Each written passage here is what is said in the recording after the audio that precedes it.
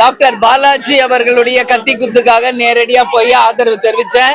நீங்க எல்லாரும் பார்த்திருப்பீங்க.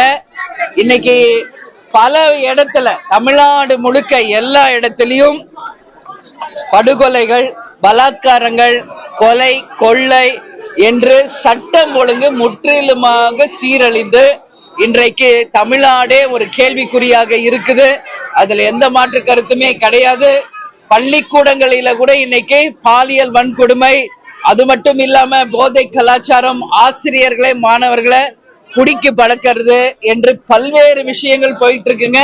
இது எல்லாமே கண்டிக்கணும். ஆனா இன்னைக்கு அதெல்லாம் தடுக்க வேண்டிய அரசு வெறும் வாய் வார்த்தைகளை பேசிக்கொண்டு அவங்க கொடுத்த எந்த வாக்குறுதிகளையுமே நிறைவேற்றாம ஒரு ஆட்சியை தான் இந்த நடத்திட்டு இருக்காங்க. அதனால இன்னைக்கு மழை வரப்போது, எந்த தொலைநோக்கு திட்டம் இல்லை.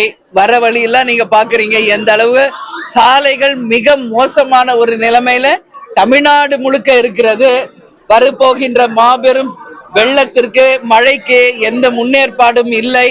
வேலை வாய்ப்பு இல்லை. போதை கலாச்சாரம் அதிகமாயிருச்சு. சட்டம் ஒழுங்கு மிகப்பெரிய ஒரு கேள்விக்குறியா போயிட்டு இருக்குங்க. இது எல்லாமே கண்டிக்கக்கூடிய விஷயம். இதுதான் திராவிட மாடல் ஆட்சியா அப்படின்னு மக்கள் கேட்கின்ற கேள்வியை நானும் கேட்கிறேன்.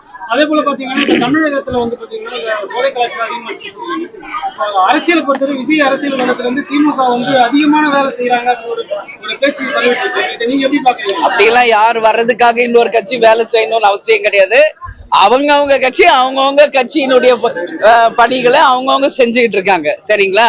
எங்க கட்சியினுடைய பணிகளை நாங்க செஞ்சுக்கிட்டு இருக்கோம். அது மாதிரி திமுக, அதிமுக, மற்ற தமிழகத்தில் இருக்கிற கட்சிகள் அவங்கவுங்க வேலையை செய்யறாங்க. அதுதான்.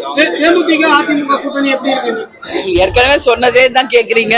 ஆல்ரெடி நாங்க பல முறை உங்களுக்கு சொல்லியாச்சு கூட்டணியில இருக்கோன்றது. அது தொடர்ந்து கொண்டிருக்கிறது. பார்த்து படிக்கிறதுலே 1000 குளறுபடி நடக்குதுங்க. யாரோ எழுதி கொடுக்கறத பார்த்து படிக்கிறதுலே தடுமாற்றம் இருக்குங்க. இருந்தாலும் இப்பதான் முதல் முறை துணை முதல்வர் வந்திருக்காரு, பார்க்கலாம்.